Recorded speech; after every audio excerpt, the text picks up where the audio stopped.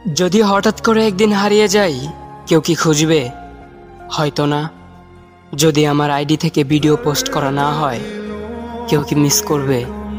হয়তো না। ইনবক্সে মেসেজ আসবে কিন্তু সিন হবে না, রিপ্লাই পাবে না, পরে থাকবে ওইভাবেই। কেউ কেউ হয়তো অপেক্ষায় থাকবে, এই বুঝি আসলো অনলাইনে। আবার কেউ কেউ হয়তো টেরও পাবে না, কেউ একজন নেই, কেউ একজন হারিয়ে গেছে। হঠাৎ একটা সময় কারোর হয়তো মনে পড়বে, কে জানি আর নেই।